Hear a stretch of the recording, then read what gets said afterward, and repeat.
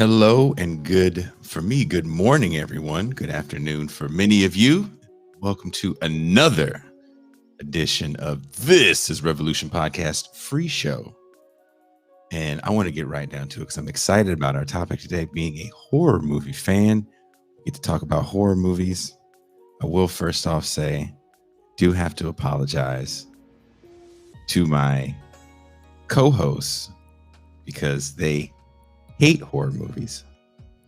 And just to be true team players, they watched these horror movies that we're going to talk about today. So that's why I love these guys. So coming all the way live from Miami, Florida, he is the man in Dade County that's always trying to mau the bourgeoisie. My homie, my dog, Pascal Robert.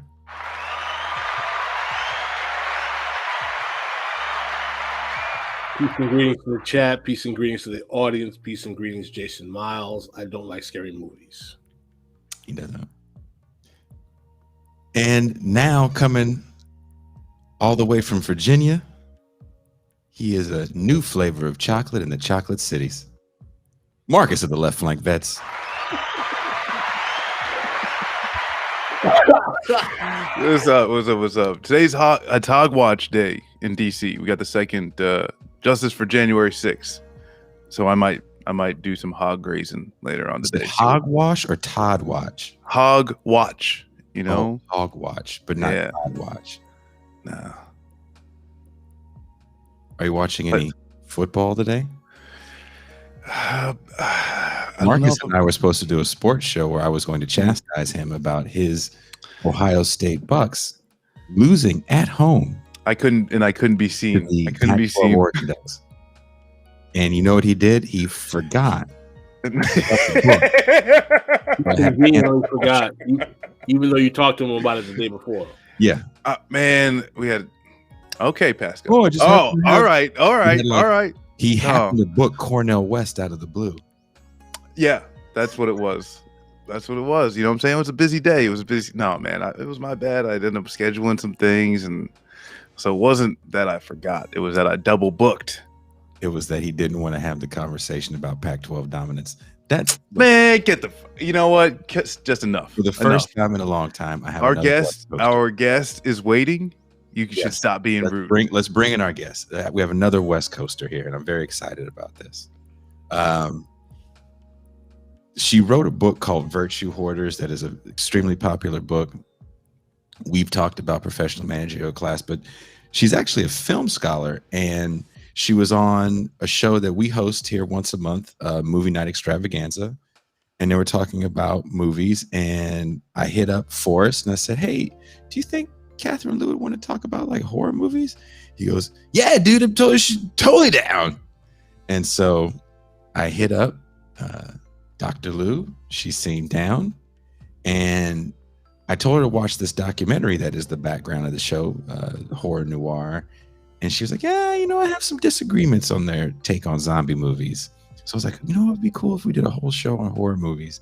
And I didn't think, because I was being selfish, I didn't think about the feelings and the emotions of very fragile co-hosts. I'll say with men, but they're scared of monsters. But that being said, I got an older brother, and I watched it way too early on in life. Okay, it affected me. I just don't like horror movies. I don't need any pretext. Shit's scary, okay?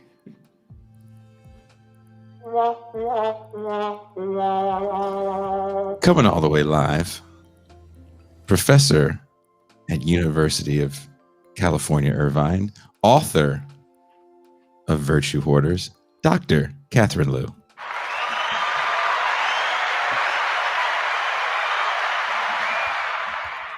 Thank you for that introduction, and thank you to all of you who do not like horror movies for trying to watch them, because I live with someone who can't stand horror movies either. So I'm sorry, but not sorry. No need to apologize. We're looking forward to have you as a splendid guest because we know you will be. So the tolerance of the horror movies is well worth it.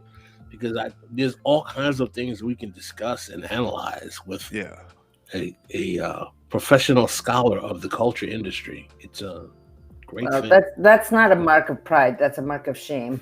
For me. But, I got to make a living somehow. Pascal. I want to know what your critique of the genre would be, Pascal, because you told me you had a more Frankfurt School approach. So can you just make a global critique of the genre? Of horror? I mean, my whole position on film, particularly film, is that it is about social engineering and the capitalist realism of trying to basically manipulate emotionality, of course, fulfill the necessities of the market as well, but social control. I believe that popular culture, whether it's film, whether it's television, whether it's movies, particularly the cultural industry, is this social control mechanism of trying to engender a kind of consensus status among Americans. And I'm particularly a student of how Black cultural production is used as a means of demobilization of Black political activity, particularly with my reading of the Kerner Commission report of the late 60s and the suggestion in that report to increase and proliferate Black image on television and otherwise as literally a de-radicalizing technique. And I believe, particularly when it comes to Black popular cultural production and the degree to which it consumes so much of Black life, that it is a political demobilizer. So I'm going to agree with you partially there, and also but say that genre films for me are popular media through which people can explore narratives of power and domination in a mass scale. So like middlebrow films, I totally agree with you on. But, for me, genre film, like gangster films, film noir, beginning with film noir and horror, are a popular way for people to deal with, lots of people, not just the readers of the 19th century, some of the same issues that were being explored in 19th century Gothic literature, which was also a critique of capitalism. And film allows this to take place on a mass scale. So I wouldn't make such a blanket statement about the culture industry, although I agree with you in the global critique. I do feel like there's possibilities in genre films that provide mass audiences with an image of domination that they can then deduce the next steps to. I'm not saying this always happens, and I don't feel like film criticism, because it's so focused on representation, helps with the understanding of genre. But I feel like genre films is actually a really American innovation to deal with mass scale understanding of the narrativization of domination. How about that one? Well, you said you included gangster movies in that. Let's look at, say, the Godfather franchise, or Goodfellas, who was done by, what's his name? I can't forget. What is his name? Scorsese, some of the Scorsese films. Do you believe that there's something subversive in the nature of those films, or do they not reify hierarchy in ways in which we actually glorify, otherized ethnic groups, i.e., people who were not white at that time, i.e., Italians or Jews and other, for basically playing within the normal capitalist hierarchy game? Aren't they kind of being romanticized in their ability to function in that system? I don't find those movies subversive. I think they actually help facilitate capitalist realism. Well, so I don't really care about subversiveness in the culture industry. Like, if under the socialist utopia, we wouldn't look to culture to subvert anything. We'd look to politics to subvert stuff. But the original gangster narratives of the 1930s, let's say, were actually directly polemically attacking the Horatio Alger myth. Like, that was like a really important part of fueling American capitalism. Like, work hard, anyone can succeed. And in fact, Little Caesar, which was like the most famous first gangster film, and Scarface from the 30s, does take that myth and say, Little Caesar works really hard. He's a really good gangster. He's really violent. He accumulates a lot of wealth. This is the American myth. This is the American story. And what happens is, and this goes right to what you were saying, is that the counter to the Horatio Alger myth, like there are some people who are just undeserving, lower class people that can never rise up. Little Caesar rises up from like the ghettos and of Italian American enclaves, and he becomes super successful, but his success is his destruction. And that's basically the narrative of Scarface too. But what it does counter is like, you work hard, you come from the wrong place, you accumulate a lot of wealth, and the police are going to come and gun you down. So Horatio Alger myth, not so effective.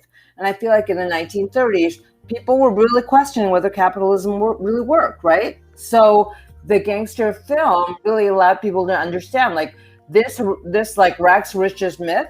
Yeah, let's take that, add like capitalist realism to it.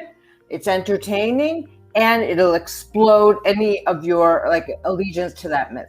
Because if you come from the wrong place and you make a lot of money, you die in the end. That's the gangster film. That's a very sharp analysis, and you made a statement before you even went into it that I thought was very, very profound, is that if we actually had good politics, we wouldn't be looking to culture to be subversive. Yeah. Politics would be doing the subverting. That's exactly. That's a statement that needs repeating, and it kind of causes me to ponder a little bit, because so much of the way in which, I mean, people who call themselves cultural critics on the left, if you will, is about valorizing culture as a means of a kind of undermining the status quo and so on. And that's you gotta hit me over the head with that one. Sorry, but in a good way. But the thing about what you guys are doing here and what other left podcasts are doing is a kind of public education. Like in a really cynical way, you could say this is just content production, but this is public education. Like, public needs to be educated because, as we know, like all of our institutions are incredibly corrupt, and people are incredibly censored now in academia, and what people are learning is like sometimes just completely Cold War anti-Marxist BS in humanities and social sciences. So this serves a really important function. But I think we have to keep in mind that what people need to know is history and historical materialism. If we can understand that through the culture industry, great. Culture industry stuff. Let's not fetishize personal responses, and let's not fetishize this kind of presentism that allows for content production to just be endless commentary on itself. I really believe in public education. My students are ill-served by the public education of and history in their classes. I know that their teachers are trying. I'm not trashing teachers, but the prevalence of standardized testing, the chasing of grades, the intense competition for resources in higher education has made like curiosity and critique two qualities that no one has time for anymore in high school. So I do think that's important, but let's put culture in its place in a way. I love it. It's my, but I love it because of what it says about historical materialism, what allows me to teach about history. So one of the things that I would say about The Walking Dead is that it's really the zombie series is that it's really a contemplation of one, the financial crisis, and two, the collapse of healthcare. Like zombie films for me, The Walking Dead is all about the collapse of American healthcare. I'm loving this, sir. This is going to be great. I want to get like a drink and relax because I'm going to. Well, let's actually kind of expand on that. So when you and I first started talking, and you actually watched the documentary Horror Noir, for those that don't know, it's a Netflix or a Shudder documentary. Sorry, not Netflix, a Shudder documentary, which you can find on Amazon or the Shudder app directly, and basically talks about literal representation of Black people in horror movies from the time that there's horror movies. And when they get to Night of the Living Dead, originally the main character, I can't think of the actor's name off the top of my head, was not supposed to be Black. He was written as a white man, and the Black actor just kind of knocked it out of the park. I think there's some coincidental things that happen with that movie like right when it's done is right around the time of the riots, and I think MLK dies the day it came out. 1968, yeah. George Romero, complete visionary. So yeah, that was a great piece of what he thought of as race-blind casting, but just like incredible piece of casting. Yeah, best man for the and you get the same thing in The Girl with All the Gifts, where the original person in the movie was written as a fair-skinned white girl, and then you have this young black girl come and just knock it out of the park. But it does change the way we view the movie. What was your take, if you're going to talk about zombie movies, and even though they're not zombies technically in the Night of the Living Dead, they are. Well, he called them ghouls. We don't say. Okay. Romero wasn't talking zombies until Day of the Dead. I think they actually. Right. Okay. Yeah. All right, be like that, Jason. School me. Okay. No. Be like that. I tell people all the time, when I have to step into an arena with all these smart people, I got to do hell of the reading. Ooh, okay. Can't just fucking step in here like, yo, bro. No. Jason is much sharper than he's playing. He's playing coy. He's actually very, very, very intelligent. He's not fooling me for a second. No, he's not fooling me for a second with his smooth talking DJ. I'm a junior college dropout, Dr. Lou. Just remember that. Oh, okay, forget it then. Just take away everything I said. Don't call me Dr. Lou, please. I'm not Dr. Jill Biden, please. Call me Catherine. I'm not Dr. Jill. I'm not Dr. Jill, medicine woman. No. I cannot cure your ills. I love the shots fired. So what is, when you watch the first Night of the Living Dead, not the remake, the original Night of the Living Dead,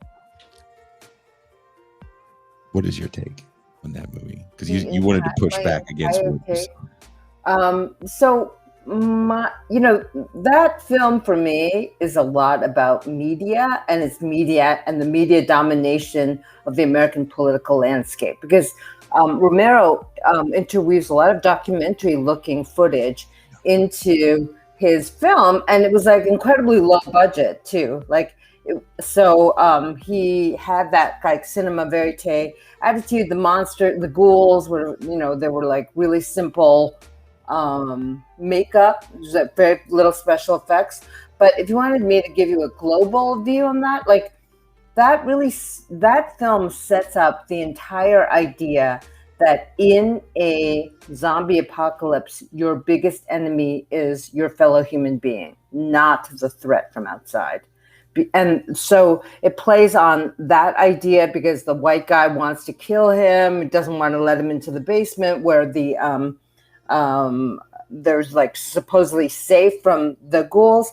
And I feel like there is this kind of desperate Sidney Poitier like African-American respectability guy who's going to serve. He is competent. What I feel like is there's so many racial tropes that are like played out in the film. Like he saves a hysterical white girl. She's afraid he's going to rape her. It's like the fear of black male sexuality. He actually saves her. He saves everyone. He is completely competent in the film, and he's shot by vigilante like sheriffs at the end who mistake him for a zombie. So the tragedy of that is also, though, played out in a very, very removed way because you see it only in still photography.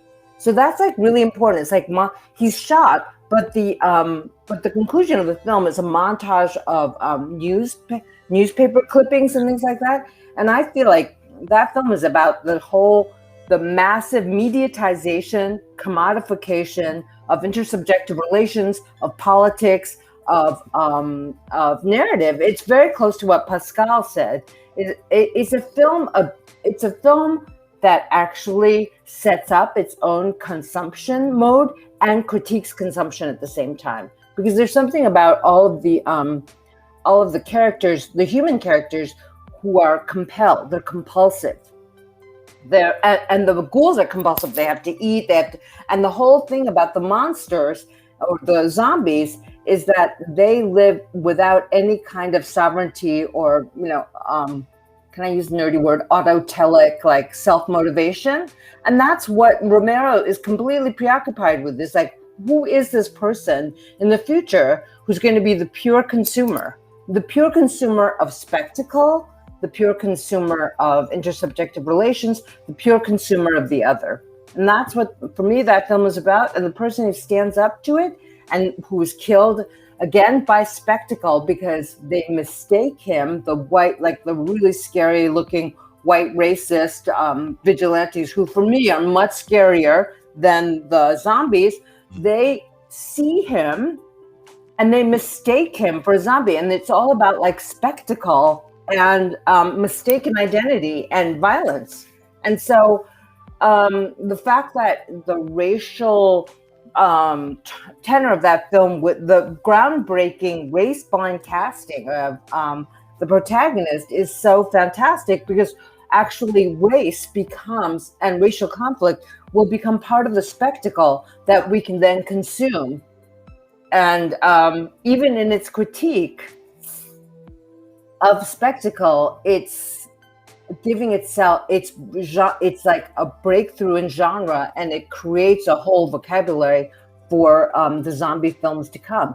Every single piece of zombie media refers back to that film. It's so powerful. But that film refers all, like, there's so many different references to media itself. Like, the protagonist is very Sidney Poitier-like. Yes. He's very much like The Man Who Came to Dinner. Yes.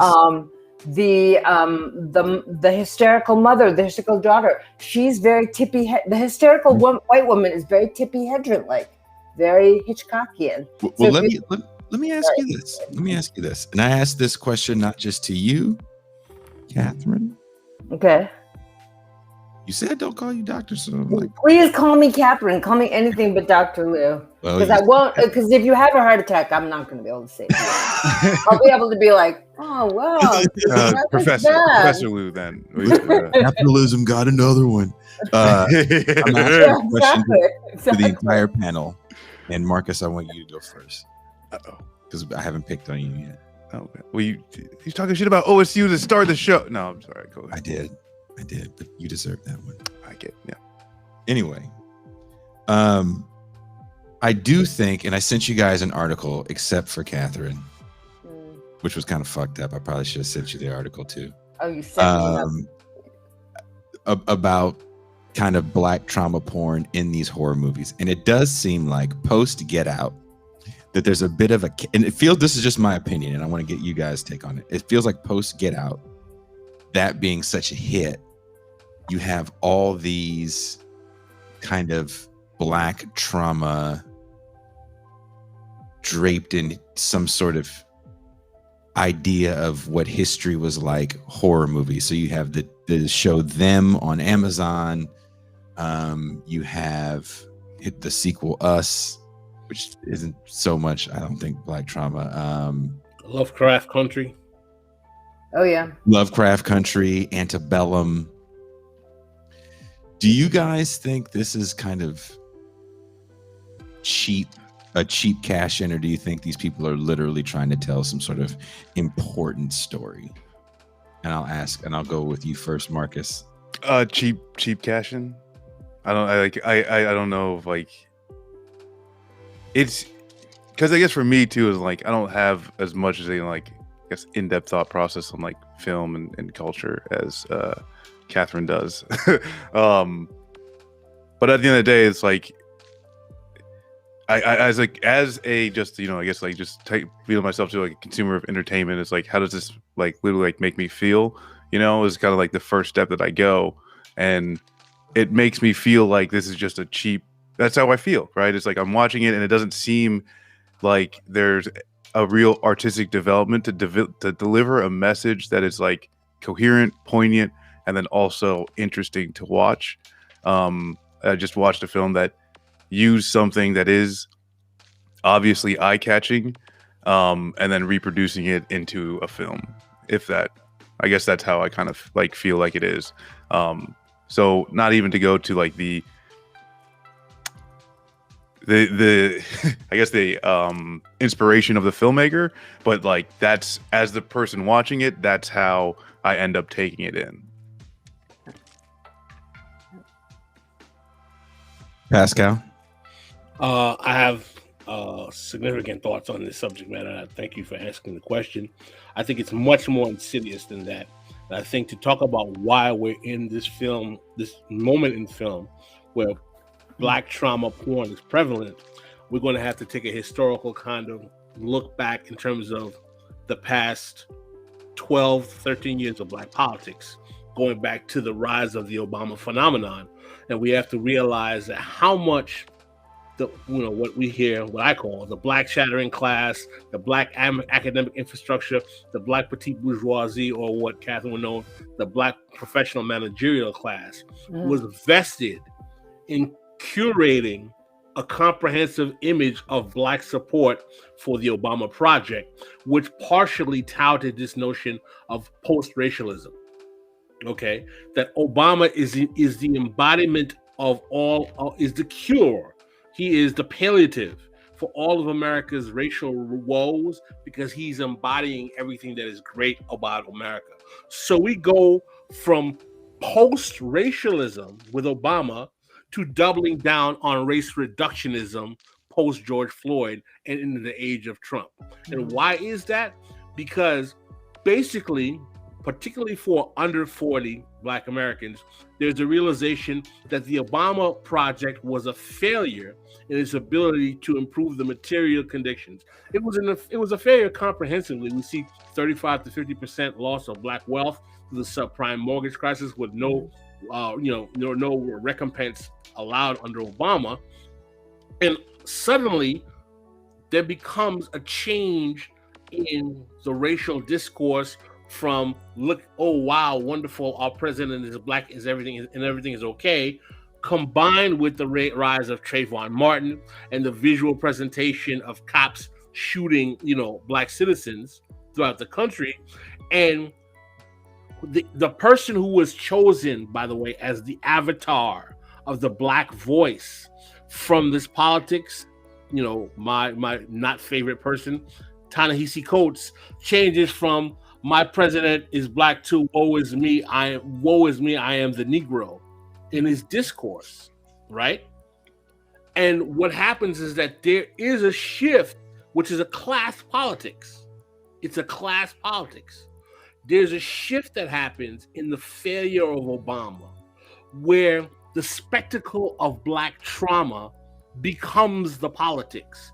Why? Because there is no politics except saying, please give us more fatback and biscuits, or as I was telling Jason, the last gravy train of race reductionism. Why? Because post-2008, precarity is spreading for even college-educated PhD white people are downwardly mobile. 70% of teaching positions are now adjunct. All right. So you have people graduating with elite degrees working at Starbucks. So because the Black elite for 50 years has been unwilling to root the condition of Black politics in political economy and materiality, and has been using race reductionism, post-civil rights as the means of a class politics that worked for them, but left the quote-unquote Black underclass out to dry. Now that everyone's in a state of precarity and they are unwilling to do a class politics, they will stick a shiv in class politics, i.e. Bernie Sanders, and use Black trauma, i.e. Afro-pessimism, i.e. the Black bodies, i.e. all of this ridiculous discourse. Anti-Black racism. Racism. So, to double down on race reductionism, because and throw in the reparations discourse, because all it is a plea for the last gravy train of race reductionism, because in the face of the rise of Trump, which worsens this politics, the realization is the reactionary right is coming, affirmative action is about to be out the window, cut us our check as soon as we can get it now, because we know we're not going to be able to get the fatback and biscuits sometime soon. So please cry for us as we weep and give us some money. I'm going to totally agree with that. Add another set of statistics and numbers to your political economy, which is that in all the analyses of class polarization by ethnicity and race, every race, every ethnicity is seeing the same polarization where PMC, college-educated people at the very top of the PMC are making more money, they have more assets, and everyone else is falling away, including the middle class, working class, poor. The distance between the classes is growing on every single level, including income and assets. So that's why these Black elites that you talk about, Pascal, they don't want to address intra-race class difference. And one of the things I hate most about white liberalism and the way they talk about ethnic minorities and races is the Chinese community, the Black community. In that notion of community is erased completely any notion of class contradiction. Like, I'm a member of the Asian American PMC. Do you ever hear anything about Asian American working class people, Chinese American working class people? No, working class people make up the great majority of the American population. They make up the great majority of African Americans, Asian Americans, white Americans. But all we hear when we say community is we hear from the Asian American PMC, the Black PMC, and what you talk about with these sort of post-racial Black elites who want to cash in on the gravy train, as you say, of this kind of race projectionism. I don't think it's the last gasp of that gravy train. They're very, very aware of the fact that all of the rewards are going to the top. The really scary thing for African Americans, I believe, is that those rewards often come with your willingness to sell the narrative of African American suffering to white liberals. Not just sell the narrative, but also sell the image. Indulge in that consumption of Black suffering porn. Because what Queen and Slim. Yep. A movie like Queen and Slim. I don't know that movie. You don't know Queen and Slim? So you don't watch Black movies? Have you seen House Party? Yeah, I don't watch Black movies, sorry. Are you schooling me again? Look, okay, well, next time okay. you come on a show with nothing but Black dudes, you got to remember what show you're coming on. Because if you don't know the certain lines from New Jack City, boys. I watched that. I watched New Jack City. Okay, I watched New Jack City. All right. Well, did you watch Crazy Rich Asians like 15 times? Yes, and my daughter read the books. Can I ask a question though? Because once again, he's burned. I'm burned. Well, I did have a question about the presentation of Asian working class people, but like within the Black film context, or at least like films about Black people, you do see that working class representation, but only they're as delivering Chinese food. Or no, let's say the hurry up and buy. That's the line. I asked Pascal. Oh yeah. Hey Pascal, were all Asians Yep. in New York like the ones in Spike Lee movies? Yes, always, right. I don't even. They're delivering Chinese food. In Woody Allen films, they deliver Chinese food to like Upper West Side whites who are having romantic problems. There's like a Chinese guy who's delivering food. But he's so well spoken. Yeah, he has got some sage advice as he drives off. No. He just no Sage lines. advice. No. So that's really funny. The what is the Asian American representation in Black films? Ninja movies in the 80s. Well, I mean, Ninja. Oh yeah, Bruce Lee. He's Black, basically. And I was thinking those literally like the shop owner that is also racist. Oh right. And I'm actually going to like so sorry for that. Yeah, there's like the don't be a menace in South Central while drinking the juice in the hood, where like they lean into that. Those are Korean American working class people who own those shops. Those are all like they're not college educated. They're like Korean Americans who migrated out of South Korea because of the American devastation of the Korean economy, and then they opened their shops in South Central because white people were fleeing South Central. So, speaking of Asians in movies, everyone's favorite Republican, Clint Eastwood, went out of his way to show a working class and a lot of time poor Asian population, the Hmong people. Oh yeah, in Minneapolis. Yeah. So. What say you want? Look at Pascal. He's so mad. I said Clint Eastwood. What Clint? Okay, that makes total sense to me because the Hmong were airlifted out of Vietnam because they were working with the Americans. So, I knew a lot of Hmong students. They were really great. But as a community, like the Vietnamese in Westminster, they're very right wing because they're very anti-communist. Hmongs. Huh? Yes, What? snitchy ass Hmongs in the movie. No, I'm just saying, Jason, there's like a political, economic, foreign policy thing. Like they're good Asian Americans because they're Model minority. anti-communist. Well, I don't even know if they're model minority. They're just anti-communist. They were hill people. Yeah. They were hill people, like illiterate hill people who lived in a very, very traditional way, very indigenous. They were like very cool. And Americans somehow persuaded them to fight against the Vietnamese as their oppressors. Like it was crazy. It was crazy.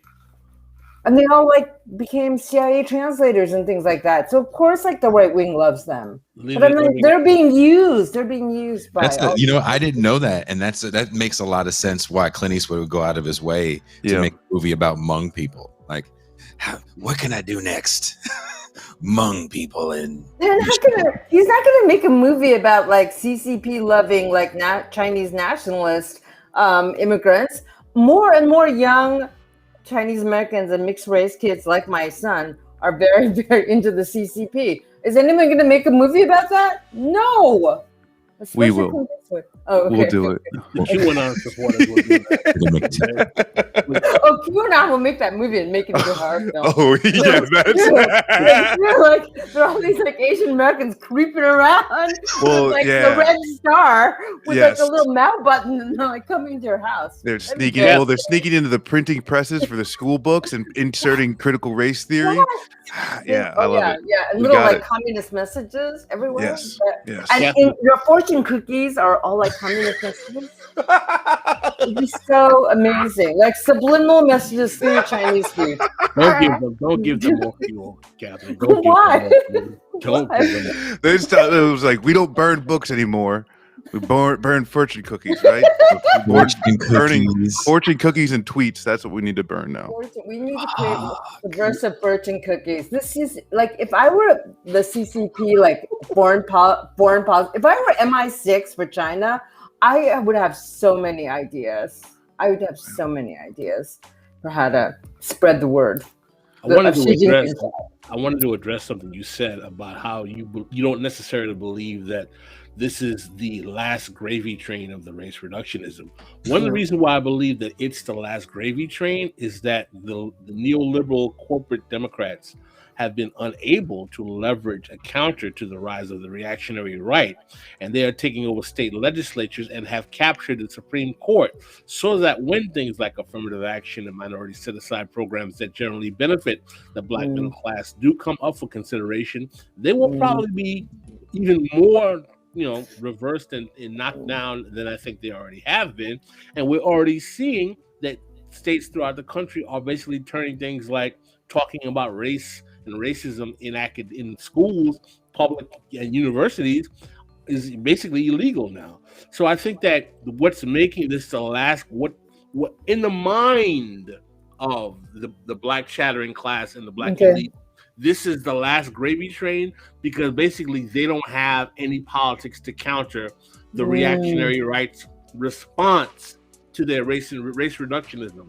So instead of realizing that doubling down on that politics is turning the whole country into a Reichstag, they're doubling down on it because they're expecting white liberals to basically subsidize them, which they are doing in the face of saying, look how racist America is, i.e. at NFL games now we sing the Black National Anthem, things of that nature. All of this is a cynical politics by the corporate neoliberal ran to the Democratic Party to basically pimp out Black trauma and racial history in order to keep Black people wedded to that corporate branch, forget about class politics, forget about a Sanders project, and also focus on saying, in the face of your Black trauma, can you even think about allowing Trump to get back in power? But so I think you paint like a really dark picture, which is like one dystopic outcome, which is the rise of the right in all the state legislatures and this kind of like reactionary politics becoming American politics. But I have another horror movie outcome, which is that the entire country becomes run like a corporation, which it is already, with a diversity, equity, and inclusion industry that is like a parasite that lives alongside the state, alongside corporations, and that grows in importance as the neoliberals double down on their authoritarianism, because we haven't really seen massive redistribution yet that's meaningful, although the child tax credit is one thing that's really important for working class people of all races. But we're not at free college education yet. We're not at national health care yet. But I think this diversity, equity, inclusion industry, which represents an incredibly reified, like ossified, zombified notion of racism that's going to be and anti-racism that's going to be shoved down everyone's throats, is going to expand, because it's expanding in universities right now. Like, we don't have money for hiring new people, but we have money for expanding diversity, equity, and inclusion, and that's going to suck in a certain portion of African American, Asian American, Latino elites who are identified with the neoliberal project and like Ta-Nehisi Coates, their leader. And then they're going to be part of this entrenched, I would say like a Politburo of race and anti-racism within the neoliberal authoritarian regime that's completely capitalist and corporate friendly, that's going to actually fight against the reactionary right-wing politics that you described. Well, so we're going to have two leviathans, and like the working class and working class lives are just going to be crushed. Like, do you remember the movie Rollerball? I know, Marcus, this is 20 years before you're even born. Right. Rollerball with James Caan. Right. That's a very different dystopian future, right? It's a future where there are no nation states, corporations that are named by what they control. So there's energy, power. Oh, that's Arnold Schwarzenegger? No, that is the Running Man. Oh, yeah, these are different. We're moving into a different genre now, science fiction dystopia. I guess Pascal does not approve of this move. Catherine, I want to say something. I think that what you're presenting is not incorrect. I think the Obama-Kamala Harris paradigm represents what you're talking about, but I believe we're in a dialectic. We're in a dialectic between that model, the DEI, diversity, expansion, inclusion.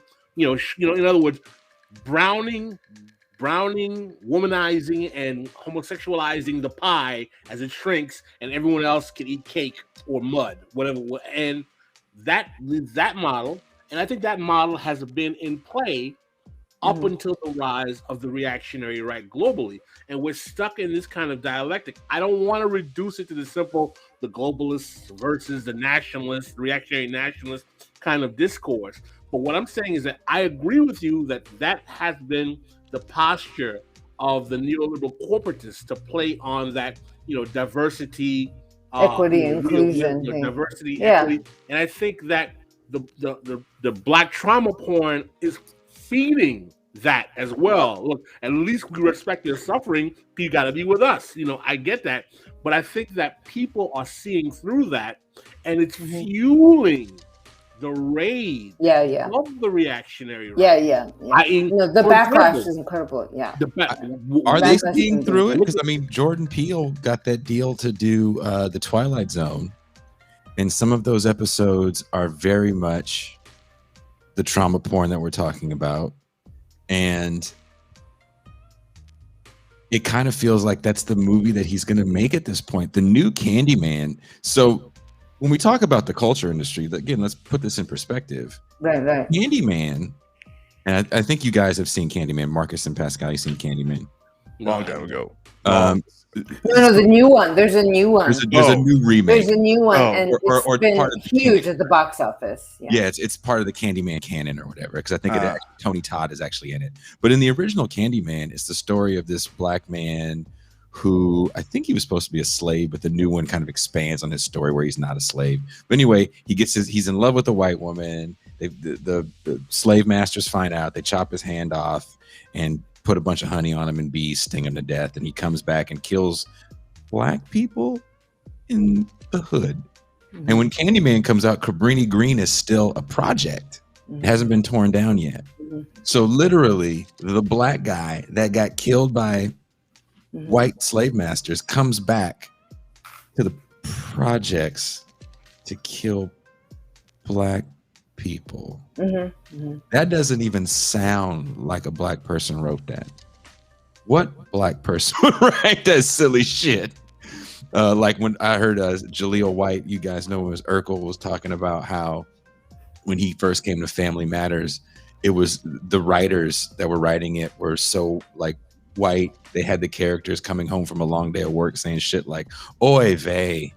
And he's like, what black woman in Chicago is coming home saying "Oy vey"? So the new Candyman is really gentrification is a huge topic in the new Candyman. Now the Candyman moniker apparently gets passed down from different people, and this one black guy was trying to give a kid candy and the police shot him, and it's almost like he made it, I don't know if he made it worse by adding all that shit in there. I think that when I say that people are waking up to it, I'm not talking about elites in the Hollywood cultural industry machine. I think that the normies or citizens overall are waking up to the empty promise of the neoliberal diversity game. And I think we're seeing that with, sadly, and I'm not applauding this, the kind of cross-racial appeal we're seeing of Trumpism to some extent.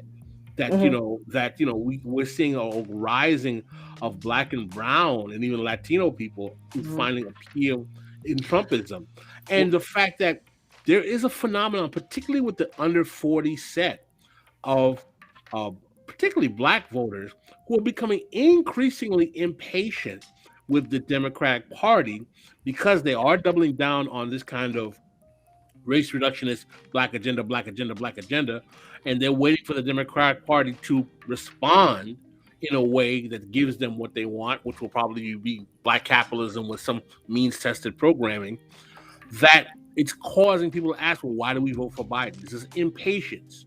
And I do believe that Biden is going to give some type of, reparations type race reductionist package to maintain that fealty. But the question I'm saying about this dialectic, about this battle between these two wings, is that, is it too late for that politics? Have the Republicans been too effective at laying, particularly the judicial infrastructure, to knock away at the policies that many of these racially diverse elites use to funnel themselves into the universities? I was having a conversation with a friend of mine, and he was looking at statistics in terms of black students at state universities compared to black students who play on sports teams. So he works in black college sports, and he was basically showing that if you look at certain schools, particularly in California and Texas, you'll see percentage of black students will be like 2.05. Percentage of blacks making up the athletic teams, 65%. So basically, the only black students that are going to state universities in California and Texas are athletes. Now, we know why that is, because California legally basically outlawed affirmative action with the proposition they had a few years ago. In Texas, it was a court case. What I'm saying is that that's going to be those kinds of decisions will be proliferating. They're not going away. I think that they're going to be getting worse. And I think that, yes, the neoliberals are still going to try to make that diversity plea, but I think that the right has been more effective in laying the legal and political infrastructure to whittle away at the actual institutional mechanisms that can even make that diverse neoliberal governing body exist. Okay, so I read the statistics today too about public universities and African American representation. It's really bad, really, really discouraging. But it's in the New York Times. Like, everyone is focused on higher education as this locus where we're going to adjudicate racial justice, including the Afro-pessimists, including critical race theory. You know where racial and social justice will be adjudicated?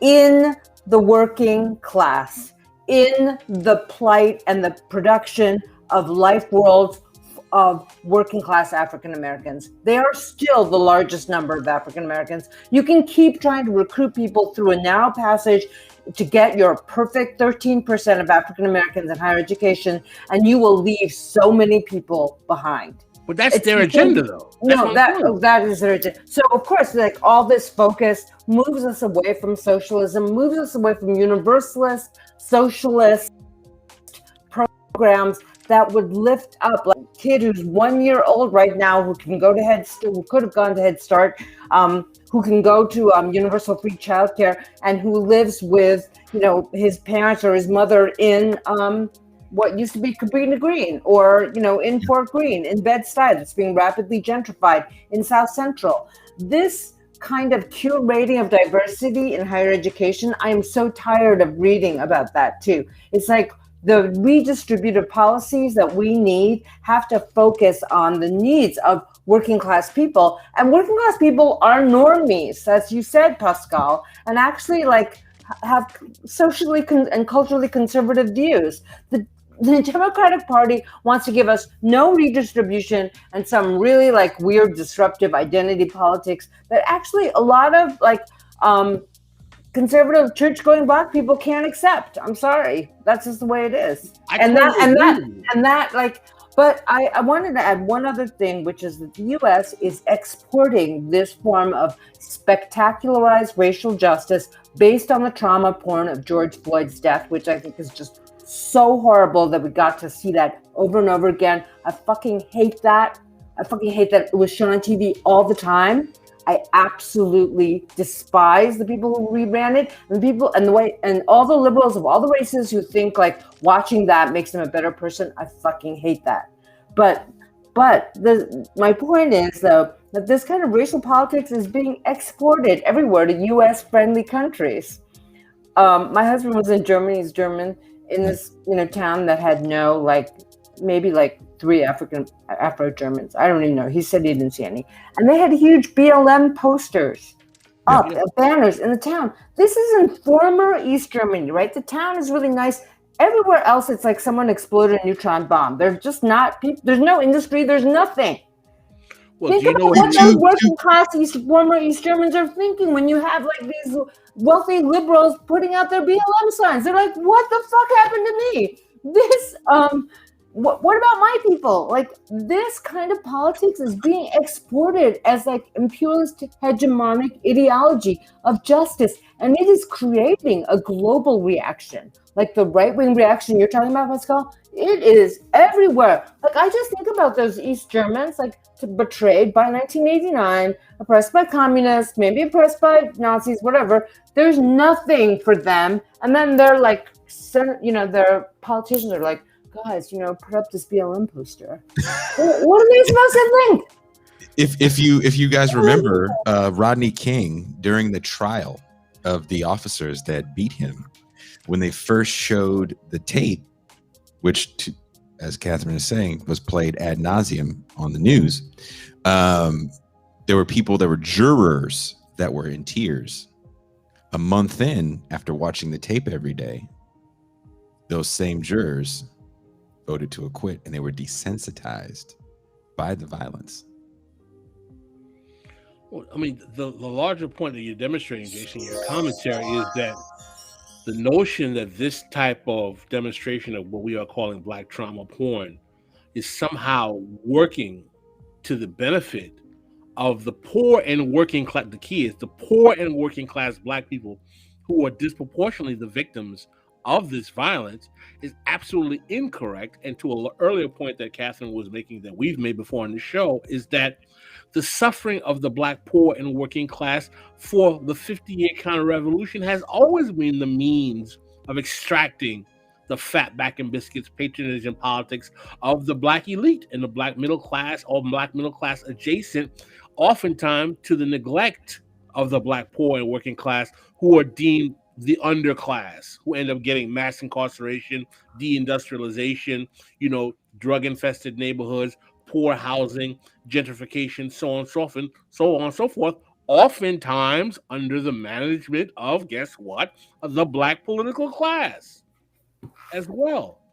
So I think, Catherine, I think you and I are in total agreement, and I think that the one point I just want to add to you is when you're saying is that it's not going to allow for any kind of social redistributive politics or quote unquote class-based politics. That's intentional. Yeah. That's intentional. It's not accidental that you see Ta-Nehisi Coates saying, "What do you mean Bernie Sanders is not down for reparations, even though Hillary Clinton and Barack Obama weren't down with it?" It's not accidental that MSNBC and Joanne Reid and all the other Negro liberal neoliberals are talking about how Sanders is racist, a man who marched with King, compared to Hillary Clinton, who her husband put more black men in prison than the 3 prior presidential administrations combined. This is the con game. This is what happens. This is what 50 years of having pedigreed, educated Negroes running black politics with no black working class and poor agenda gets us. It gets us the rise of an Obama presidency, which is the perfect iteration of this cynical corporate neoliberalism, where you have, an Ivy trained, Petri manufactured Wall Street pawn that gives finance capital a total pass in destroying the working class that is so bad that it gives rise to Trump. Yeah. No, I agree. There's I don't know if we have any more time, but I did want to say too that there is something about the horror film. I want to come back to this. That's about repression. Right? It's about massive, this is the psychoanalytic side of the Frankfurt School of Pascal, so if you'll indulge me in my reading of the zombie film. And, zombie comes from Haitian voodoo, as you know, and the first breakout zombie film in the United States was actually White Zombie, which is about this Haitian plantation owner who turns a white woman into a zombie so he can own her. It's very sensationalistic and all about the trope of white female vulnerability, whatever. And you can read it as a kind of racial sexualized thing. But what I think is really important to remember is that the term was invented among Haitian sugar plantation workers who worked in such horrible conditions, like maybe the worst working conditions in agriculture at the time, even though they weren't slaves anymore because the Haitian Revolution had liberated them, that the workers themselves, among Afro-Haitians themselves, were trying to understand how a worker could stand working in such horrible conditions for such little pay. They had to be controlled by some supernatural power. And there was this kind of Afro-Caribbean syncretic religion that said, you can be possessed. So the whole idea of the zombie is of someone who's lost complete agency, who can work in the very worst plantation conditions and be controlled by a foreman or a master. And I think that's what's being repressed and comes out in horror films. What capitalism represses is the suffering of the worker. The suffering of the worker is then made real through this horror film trope, very popular, infects the 21st century imagination even. And what George Romero did was he took that zombie undead moment, that undead figure that haunts capitalism, turned it from a worker into a consumer.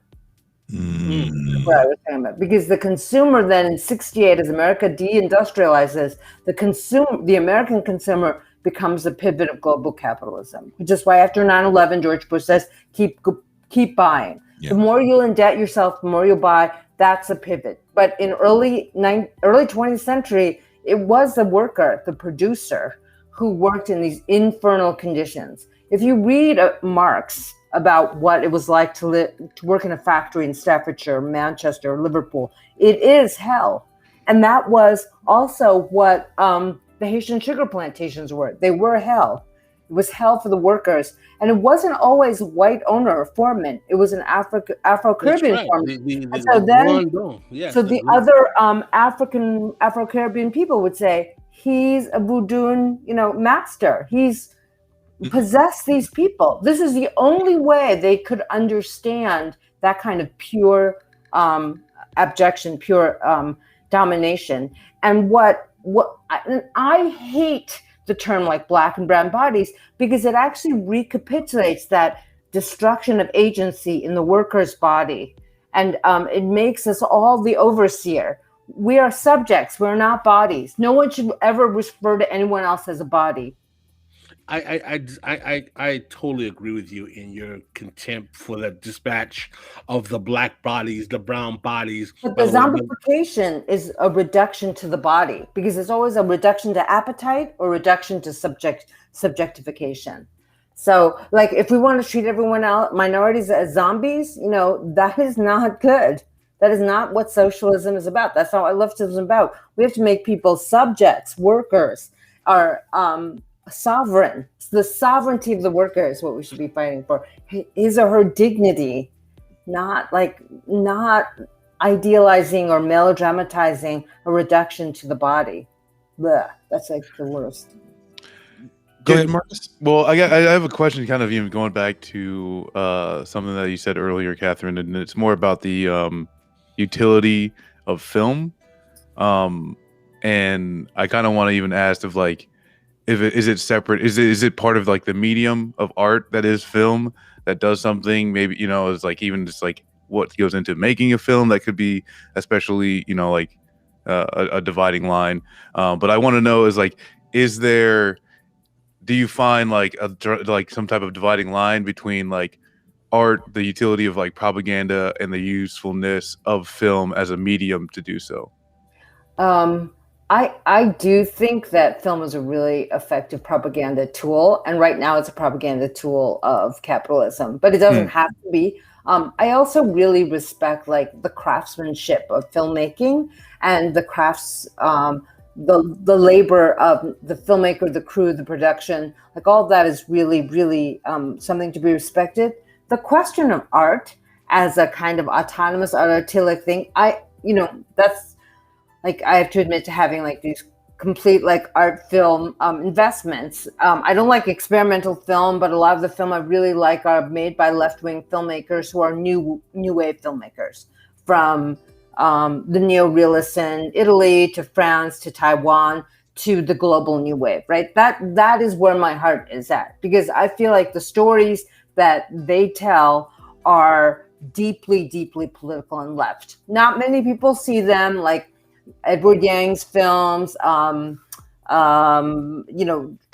films, to a certain degree of Godard's, but this level of Vittorio De Sica's films, the level of sort of understanding and empathy for working class people and for class politics in general can really be transmitted through film. So I do feel like we should support not subversive films necessarily, but films that promote a love of the working class life world, because that is like the propaganda 101 for understanding what class politics is. It's like making you understand your enemy, making you understand who your allies should be, with whom you should be in solidarity. And too often in these films now that are being produced by content producers of all races, is what we end up having sympathy with are the professional managerial class liberals. So right now Hollywood is completely dominated by very, very afraid white liberals who want to appear woke, and it's not a good place for filmmaking. Nevertheless, some really good films, and I think genre films come out of it that are reflective of both popular taste and popular experience. But I'm all for using film as a propagandistic tool to explore the question of class. Well, so everybody had to watch a movie, and that movie was called His House on Netflix. And Pascal, I'll start with you, since I called you yesterday and you yelled at me for a good 20 minutes. Good. About the film? I don't like horror film. My life. Really didn't want to watch it. Really, and like that's the thing. I didn't find it too scary. I gotta say, because like I don't know. Were we on or off when you were talking about creepy face? The creepy face stuff. It gets because like, yeah, it's like when I'm going to bed, and it's all dark, I think of Creepy Face, and it's like, man, now, God damn it, creepy faces. It's to me the new horror genre is a lot of jump scares and creepy faces, and sometimes the creepy faces are the jump scare. And if you've seen the Insidious movies and all the movies kind of in that canon, it's like dolls with creepy faces, some man with makeup on with a creepy face, yeah, a huge close-up of it, like a quick cut with a close-up. But Pascal, what is your take on His House? I don't like horror movies. Okay, I get that, but the movie. I found the story of the African immigrants coming to, I believe it was Britain. Mm-hmm. It induced a degree of empathy in me, sympathy, I guess, not empathy, because that's not my personal narrative. But as the child of immigrants, there was some empathy as well. I found that they conveyed emotion in their roles very well. I didn't like the whole kind of like possessed. What I found interesting, right, which confused me when I texted you about, is that the role of the daughter, the fake daughter. We're plot spoiling. We're plot spoiling. That's fine. If they haven't seen it this so far, I couldn't figure out, is she actually his daughter or not? No, it was not. He snatched a woman. Now, is the wife actually his wife? Yes. Yes, she is. But he's trying to save his wife. He's like a white collar worker. I'm going to give you my 5-minute summary. This is a film about Sudanese refugees who go to England, and this film actually condemns the white collar bank teller worker who just grabs a child in the moment of fleeing a potential massacre, pretends that he's the father of this child in order to save him and his wife with this girl they don't know. The girl drowns on the boat. It's about the PMC surviving even as they become déclassé refugees in England. Like, his identification with white power is that he was a white collar worker. Right. So he wants to assimilate. But in the end, like, everything is happy. Like, this is a little bit like White Lotus. It's like the PMC guys get what they want. What's fascinating? He grabs a fake daughter, loses her, but he manages to assimilate, and his wife accepts him at the end with a haunted house in the middle. Right. Well, what the best monologue in the film to me was when the wife, the African wife, who was, I found her to be very stunning. Incredible actor. Incredible actor. Yeah. She, not to play on masculinist trope, she completely emasculates him in this monologue where she's talking about, like, you want to be them. Talking about the white power structure in England. That monologue was phenomenal. She carried it off so effectively. But then she stays with him. Yeah, she stays with him. That's true. And she saves him from the ghoul. But that's where that little moment of tension I found very interesting, right? Yeah. And I did notice that he made it very clear how important it was to tell the white state administrators that he worked in like banking or something like that. Yeah. Like that he worked in banking. Worked in the bank. And he also reminds the wife that, like, I worked in bank. Like, he, by the way, when he talks about his signature and the guy says, like, oh, you have a nice signature. He's like, yes, I worked in banking. He's very proud of the fact that, like, he's very, very, like, he understands how to navigate the administrative minutia. When he was clothes shopping as well. That was a scary scene to me when he was clothes shopping. Right. Okay, identified with those white. Yeah, when he's the white picture on the wall, and you hear the scary music. He wants to get the polo shirt to identify with the white kind of like images on the wall, and the wife totally like undermines and just kind of like emasculates him, and just like, you want to be them, you want to be part of them, you still look to them for your definition, for the way you define yourself. And I was just like, wow, there's a lot of powerful kind of like racial discourse about like we talk about on the show, like the comprador bourgeoisie, who's always kind of like surrendering to the imperial master. And I'm like, I find that interesting. But in the end, she like saves his life. And she completely like chooses him. We're going to build this life together in this formerly haunted house. So it's a kind of happily ever after story. in this rather tortured narrative. I thought it was a good film. To answer Jason's question, I think it would have been a good film with less of the horror stuff. Yeah. But I agree with. I mean, Catherine is bringing out all of this nuance and this flavor here. That I do agree that the end belies the internal intrigue that happens throughout the majority of the film. Yeah. Well, can I just say one thing, like very generally about genre, is that horror is a conservative genre by definition, because the restoration of normalcy, you have these moments of like non-diegetic horror and insight, like that don't move the plot, like her yelling at her husband about what a stooge he is of British colonialism. That doesn't move the plot. Or, the creepy face. It doesn't really move the plot. It's just there in the film, trying to pay attention. And the conclusion of horror films is always like return to normalcy, which is why the genre itself is very, very normative and conservative by its very essence. That is my issue. Well, again, for the people in the back, horror as a conservative genre.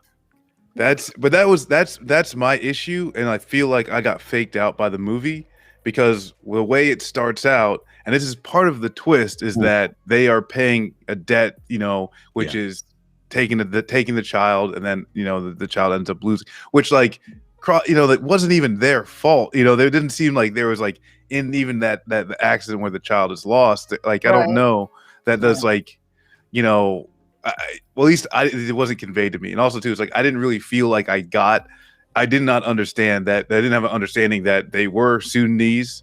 Like I went most of the film thinking that this is just some amorphous African, like story. That was bad. See, that's bad too, because that's how like amorphous Africa sets up drama in the UK. It's like things happen in Africa. And my frustration is that in the beginning, when the wife is understanding and accepting of the ghosts, having conversations, and when it says it's telling me to be afraid of you, right? Not what's going on, anywhere else, or not what's even going on with the haunting in this house. And this is where I'm thinking, okay, here's where the setup, where the husband is the delivery mechanism of the colonialism that is outside, in the UK atmosphere, and that is not didn't go that way at all. Hey, guess what? Ghosts are good. The people in the UK, they're good. Like everybody's good. Everybody's good, right? We just accept the ghoul, accept the the bad thing that was there, that was trying to get this debt. There was never debt, and he did cut himself, and the wife. So that's where it's just showing your willingness to sacrifice his life, actually exorcises the demon and restores the order. Yes. Horror films are all about the restoration of order. And that restoration of order was very weird, because the husband actually wasn't sacrificed. And so that's why I feel like it wasn't great horror film. Like, it would have been much better, much more disturbing, not necessarily subversive, if the husband had died and the wife was like, I'm part of England now. I'm going to survive here now. Like, that would have been something like where you actually played out the husband becomes the monster. I thought he becomes a monster, right? Because he tries to seal her in the house. I'm like, I thought England itself would have been scarier than the monster, because them coming to England to me was frightening. There's a scene where he's trying to move out of the house, so he's talking to his caseworker, and the caseworker's like, "Hey man, you look bad, you smell bad, you want some juice? Get him some juice."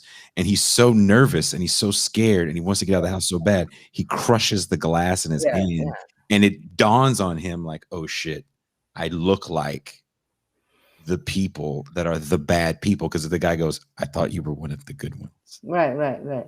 But actually, an insane thing to say. He knew that he was one of the bad ones because he grabbed that girl. His survival was on his ruthlessness at the very moment of his trying to flee with his wife. So he knew he was not a good person at that moment. And so the other thing was, I felt like it was very cartoony. I mean, you're right, Jason, that England could have been the scary place, but it was also like a very cartoonish version of both the British civil servant and the working class neighborhood. Like, is he actually making a statement about working class people in the States and how horrible they are? Like, was that a statement? I don't know. Or the treatment of, I looked at it more as like the treatment of refugees in a post-Brexit UK. And that's just me reading too much into it. Oh, well, I got that. I feel like that was one of the more like easily digestible narratives, was that like, hey, when immigrants come to the UK, it's bad. You know, the process is bad. But you know, I agree, the cartoonish nature of the British civil servants all being kind of like these just really frustrated. And also too, there was like something that was like, at first it was like they seemed like there was kind of a mystery of where they actually were. You know, and there's like always the question of directions, and like there's that was very cool. Like she couldn't get, she was so disoriented, she couldn't even get out. I thought there was something like you could tie in there that it just kind of like it didn't. So I don't know. For me, I didn't think that the film. I wasn't scared. I wasn't that scared. True story. I was lost in England for an hour trying to find the train station. What's the palace called again? Buckingham Palace. So there's like a train station and a bus station, but they're not like how our stations are the same. No. And me and my ex, we were on tour there. And we fought in the middle of the street for like an hour because we were so lost. I was like that black woman walking in a circle. Wow. With these people in these old ass streets. I love his house. His house, yeah. And it came out in 2020. Okay, I did love this moment of, it didn't come together. Obviously, we have all these loose ends, but what I really loved was like one of the reasons why you get lost in the UK is they're so bad at giving directions. So they go, oh yeah, you go down that street and you go left, right? Right. You just go straight for a little while and you go left. And you're like, what? Like, those were directions? You go straight for a little while? And so I've always thought that was really funny. I thought there was going to be like this humor about how disorienting like being a refugee was. I mean, my parents, my whole family's like refugees over 100, many times over through the 20th century. And I have a really bad sense of direction. It really fucking freaks me out when I don't know where I'm going. See this? I don't know. I'm like, what the hell is going on? I am very panicked. Look, Victoria bus station is miles from Victoria train station. It's true. Did not understand that. I hate that. First tour. I hate that when they do that. I hate that. It's horrifying. It's like meant to fuck with you when you're an outsider. Which to fuck with the outsider. Honestly, I thought it was like you're like this is going to be going to the scenes where she's going to have a conversation with the angry British kids, which like that's like an irrational fear that I have. I feel like if more than 3 British kids under the age of 11, they're gonna steal my wallet, right? They're just a bunch of like pickpocket. Oh, one just backed me. Oh, right. One takes it. Charles Dickens. Yeah. But I thought it was going into the thing where like they give directions, she starts going, and then boom, she's right in front of them again. You know, like there was a whole lot of things where I thought like it would actually draw a fear off of that narrative, and bring it into a horror. But like there was just a lot of things that like I thought, oh, this is gonna scare the shit out of me, and the film didn't do it, and I was just like, oh, this is. Oh, I wasn't scared, and the jump scares. There was a mild uneasy feeling, but again, to me, what was really scary, which I would have hoped they played on, and I don't know if anything got changed for Netflix. I think Netflix just bought the movie because they didn't make it; they bought it. Was just England as the backdrop and what it must be like to be a refugee in post-Brexit England. Well, I don't feel like it was a successful film about refugees, and there were entertaining parts of it, but it was like in the end very not a good payoff. Yeah, no.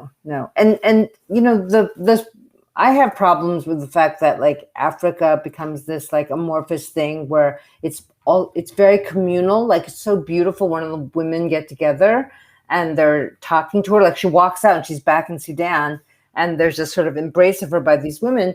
And then it's also the site of magic. Like it's a magic communalism, but also magic. And I'm like, you know what? South Sudan was a very complicated situation. Like Say something about the politics of what happened. Like, who killed whom? You know, That's the thing she does in that line, and that's kind of all they want to hear is like there are two tribes and they are at war with each other. Like that's all. That's what Americans think about Africa. It's like that's what all like non-Africans think about Africa. Like, say Rwanda, and they're like, oh yeah, when the two tribes killed each other. It's so. But they think it's tribes of people with no pants on. Like literally, they're like Africa, Bambaataa, and the Zulu Nation are at war with the Black Panthers, and like there we go, you know. And Martin Luther King made everybody get along, and here we are. Like that's the narrative, right? And then you come to my office, and I'll give you some sponges so you can clean up your kitchen because everything's okay. Yes. You're not there. They're killing each other in Africa. Like it's like this weird shortcut. That was one thing I actually did not like, is that it had this kind of reductive narrative of the African continent as some kind of like place of horrible tribal, and that's all it is. It's like there's nothing more, there's nothing else. A place that people just need to escape from. Yeah. I was like, escape from there to come to this scary rendition of England, really? Yeah. No, so like one of the mentioned chats, like, no, surprisingly, AFRICOM was not mentioned. Not at all. Thanks, Obama. No. There are two tribes. That is all that just is. Just two tribes. There's two tribes. One tribe is killing the other tribe. My whole family, my tribe is being killed. And then you're like, okay, you're the one of the good ones. It's not the way it works. No, it's bad. It's like there's the Chinese people who want freedom and the Chinese people who love the communists. that's what they're trying to make. That's what they're trying to make China. They're like people who love freedom, and people who love being dominated by the communists. Man, it's crazy. Someone asked, "What are your two top favorite horror movies, Catherine?" Oh, my two top. Okay, this is not a horror movie. This is one of the fucking scariest movies you will ever see. Funny Games by Michael Haneke. Both the film and the remake. The German version. I hated the remake. I hated the remake. I thought it was scary. I hated it because I would have slapped the shit out of them white people if they would have came to my fucking house like that. That movie would have been done hella quick. Like, what the fuck are you walking in my door like that? You fucking hot? Yeah, exactly. My father, who I share blood with, if I scared him walking in the door, he might slap the shit out of me. It's true. The movie would have been over real quickly. If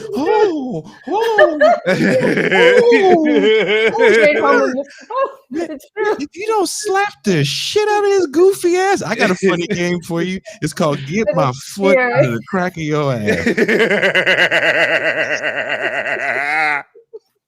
That's a great response. Okay, great response. I should have you just like give off-the-cuff responses to films in my classes. Okay. But yeah, because everybody kept, you know what, Catherine? All my white friends were telling me Funny Games is a skit. So I had to watch it. I was like, man, I was like, this. Okay, the German one is really scary. Okay. You have to. Yes.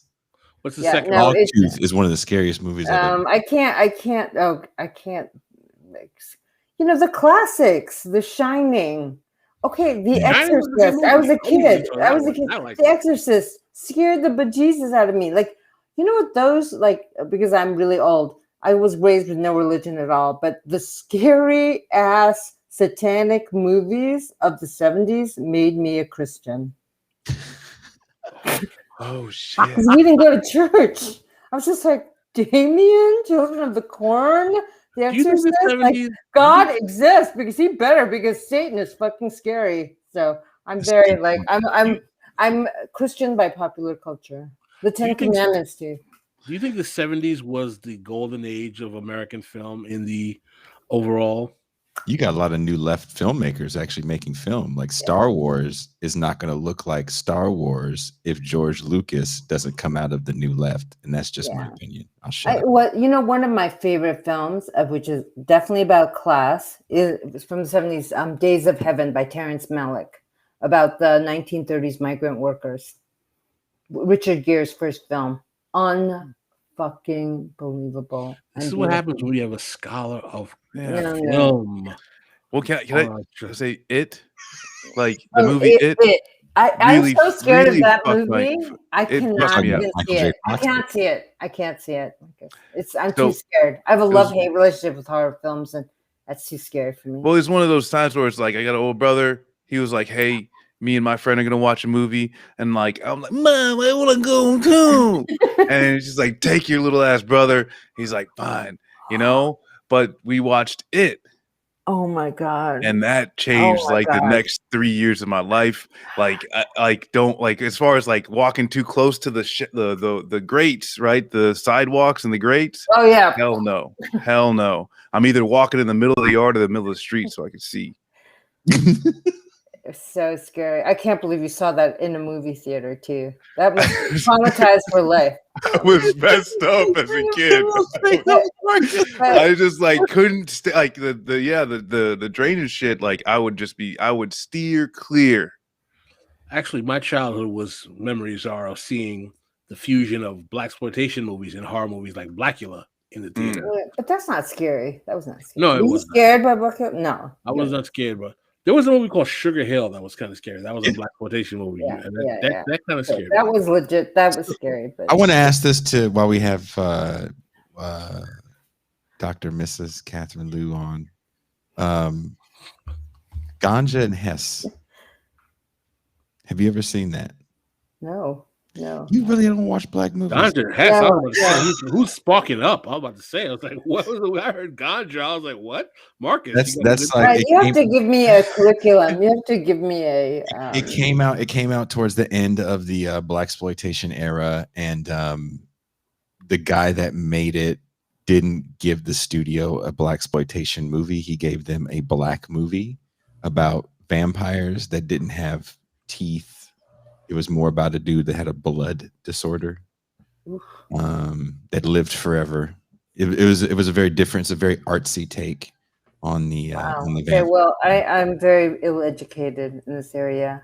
So it's at the what do you call it when you put when something's really special, you put it in the Museum of Modern Art? No, the Library of Congress. It's been some shit. It's where important shit goes. Yeah. Where that movie is. So they cut the movie to try to make it more blaxploitation-y and scary, but the actors and there was no cutting you were gonna do. So Amazon actually has the original director's cut, and under the original name, which is Ganja and Hess. So I've tried to watch it a few times. It's either too smart for me or it's just not very good, but I can't get into it. Oh, you can't get through. Okay, phew. I feel better now about my title makes me think about puffing a blunt and getting gas. I'm gonna slow down that gas.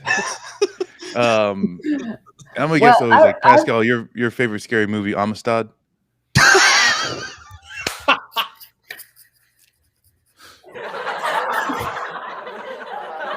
Marcus got jokes. I was sitting on that one for a few seconds. Marcus has got jokes. That was a good shot. That was a good one, Marcus. Marcus, that was a good one. Not bad. Shots fired. Oh man. What? And I'll say this though. That is something that reminds me of the African American History Museum in DC. Is because I haven't been there. You mean the Museum of African American? Yes. Yeah, it does. Yeah. I don't think they have history in the title. Oh, okay. Might be wrong. The history of Wakanda. But it starts. It's 3 or 4 stories, and you start in the basement, and you are supposed to walk all the way up. Really start in the basement? Yeah. Like you go through the servants' entrance. You start at the bottom with the slaves, right? And but you end up the exit is what? Yes, we can. Hope and change. Did a white person do that? No. Guaranteed that I will not be going. No. Oh no! They're gonna love it. What we're gonna do? We're gonna give everybody the authentic Negroid experience. We're gonna store them in the basement. They're gonna love it. Oh, it's gonna be wonderful. Well, the beginning of this is the Holocaust Museum because they make you actually take a Jewish Ausweis, Jewish identification papers, so you can identify with one of the victims, and you go through it. This is the Holocaust Museum pioneered this experiential, immersive experience thing. It's like the only way you can educate people is by making them identify with the plight of these people who were victims of a historical catastrophe, and then you like let them out at the end, and you're in Washington D.C. and you're in America. But don't you go to the gift shop? America is great. Wait, I mean, like, shouldn't you be like pushed out? Like, oh, sorry, we're not actually going to accept you, and then they ship you, like, they send the boat back to Europe. That's not part of the experience. No. Oh, wow, interesting. No. No, So I didn't want to go that authentic. So what would make me really mad is that why did they start with the Holocaust Museum then? Why is that the catastrophe? It should have been slavery first. I guess that's why we're Afro-pessimists. Oh, don't stop. Okay, no, I'm not. Sorry, I don't want to start there. But guys, I should go soon because I got like hungry people in my family waiting for breakfast or something. This was splendid, beyond words. I would hope that you would be willing to come on again. I'm trying to get her back because what we're trying to do for movie night for the 26th, Dr. Michael Harris, who wrote Stay Alive, using the Hunger Games as a grand narrative for collapsing societies, and Welcome to the Rebellion, which uses the Star Wars movies as a grand narrative for hope for the left, has written a new book about the metaverse. And he gave me like a list of chapters, and he's been talking about these movies he's been watching and things that he's been reading to research this new book that he's finished. And that's what got me watching Rollerball. I rewatched Tron, Blade Runner, a bunch of other movies. So I was thinking, actually, what I was trying to do, and now I can ask you on air so all these people can comment, and then it'll get you like, oh, well, I'll do it then, was get Dr. Harris on, and he gave me like a long list of maybe some clips of movies, and then we can kind of dissect these movies and talk about this idea with people that are patrons, so it'd only be people that aren't going to like troll in the chat. So no, the chat doesn't seem to be all right. Well, I feel like I will be underprepared, but let me think about it. Okay. I won't do like I did this time. I'll actually give you the reading. Yeah, that was really mean. But I know you wanted to school me, Jason. So you did. No, it's okay. Yeah, you may be the doctor, but what about this? That was a good move. I will say this though, there's Jason is, I think, one of the best in this like podcast YouTube sphere of getting like great knowledgeable people to come on and talk with us about like these high level ideas and stuff. Yeah, you act like I don't pick guests too, man. What's going on? Oh, my bad. My bad. Not as much. No. You're known for the on-screen Mau. That's what you're known for. But no. But I haven't. He never gave me more homework than for this show. Because it was 2 movies, like 3-4 articles, and so we didn't even talk about Bertrand Cooper's article. I wanted to go there, but we didn't. That would have been a good subject. Part 2. Yeah. He's coming back in October. We should talk about. We should have like a focus thing on PMC content production or content production for the Black PMC, like something very specific. Or Black PMC content producers debate. Well, Bertram is coming on in October with Teray Reed. I don't know if you know Teray. Yeah. So I'll email you and see if the date works for everyone. Okay. Thank you very much, Pascal. Thank you so much, you guys. Really fun. Pascal and I will be back Tuesday. We'll be talking about, we'll be interrogating the legacy of Eugene V. Debs. Oh, cool. Ooh, little racist. Yeah, Pascal's very excited to call Eugene Debs a racist. Like he's like, spoiler alert. No. Thank you guys, and I will leave you guys with this. It was going to be the intro video for Marcus and I's sports show, but Oh shit, man! Wait, come on. Jason, I want to talk about sport. Jason, I want to talk about sports. Have me on. I want to talk about Serena. I want to talk about any sport you want, but mostly tennis. I can talk about mixed race people in tennis. I want to talk about please have me on to talk about sports. Sports Sports and the left. I would, Okay, you Okay. said nothing but a word. I think I'm fucking around with you. Let me do it. I mean, you guys can talk about football, but let me talk about sports. Any other sport but football. I can talk about football too, but please. Marcus, she thinks. I'm not saying you can't. I'm just saying no. I will hit you up. Okay. This is in LA where people say, "Yeah, sure is." But Oh, no, yeah. no. This is real. I'm from the Bay. Okay. It's gonna get. And on that note, have a good rest of your day, everybody. Okay.